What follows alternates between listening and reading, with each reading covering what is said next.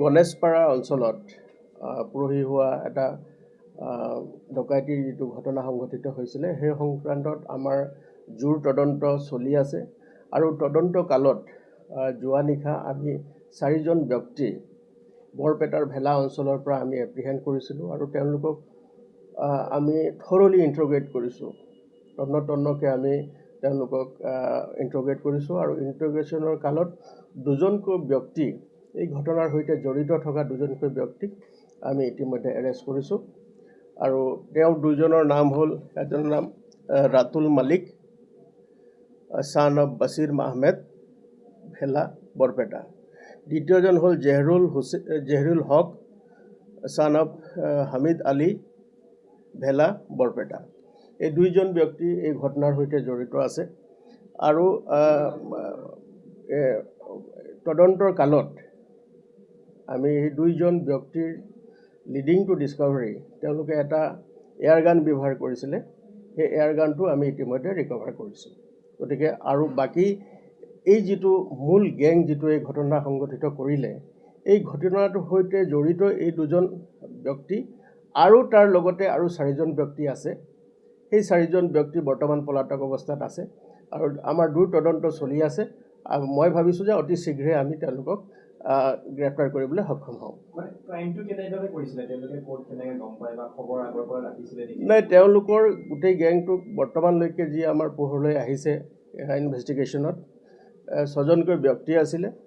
6জনকৈ ব্যক্তিৰ ভিতৰত তেওঁলোকে প্ৰথমে এই জেগাটো ৰেকি কৰিছিলে। ৰেকি কৰাৰ পাছত তেওঁলোকে এখন গাড়ী ব্যৱহাৰ কৰিছে আৰু সেই গাড়ীখনত তেওঁলোক আহিছে আৰু আহি এই ঘটনা সংঘটিত কৰিছে। তেওঁলোকে এটা বগা ৰঙৰ এটা গাড়ী আছিলে, সেই গাড়ীটো এতিয়ালৈকে ৰিকভাৰ হোৱা নাই।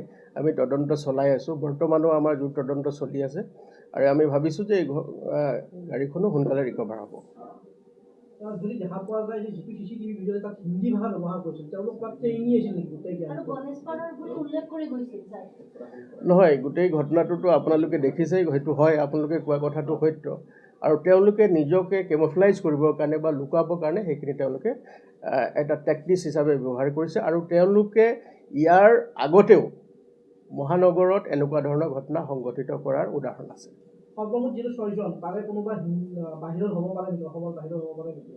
বৰ্তমানলৈকে যি তদন্ত চলি আছে তাত অসমৰ বাহিৰৰ লোক আমি পোৱা নাই, কিন্তু তদন্তৰ আওতাত হয়তো বাকী কেইজনক ইণ্ট্ৰগেশ্যন কৰিলে হয়তো আহিব আৰু যি তদন্তৰ আওতাত আহে তেওঁলোকৰ বিৰুদ্ধে আমি কঠোৰতম আইনগত ব্যৱস্থা হাতত ল'ম। পূৰ্বতে যিহেতু গুৱাহাটীত তেনেকৈ ঘটনা তেওঁলোকে সংঘটিত কৰিছিল,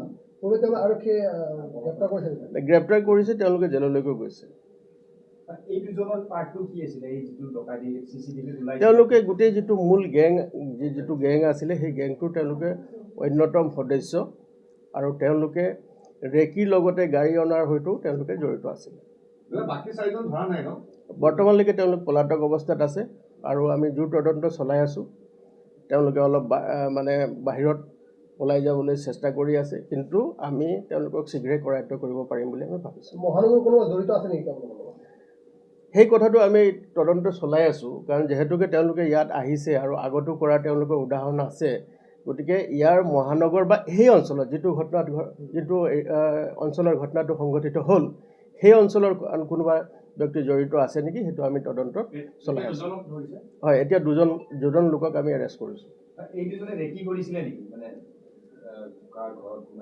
তেওঁলোকে ৰেকিৰ লগতে গাড়ীৰ যোগান আৰু গাড়ীৰ লগত অহা তাৰ লগত তেওঁলোকে জড়িত আছে। মই দি দিম আপোনালোকক, গোটেই ডিটেইলছটো আছে। মেইন যিকেইজন ব্যক্তি আছে এতিয়া ইয়াৰে এজন ব্যক্তি তাত থকা বুলি আমি গম পাইছোঁ, সেইটো আমি ভালকৈ পৰীক্ষা কৰি আছোঁ। হয় হয়,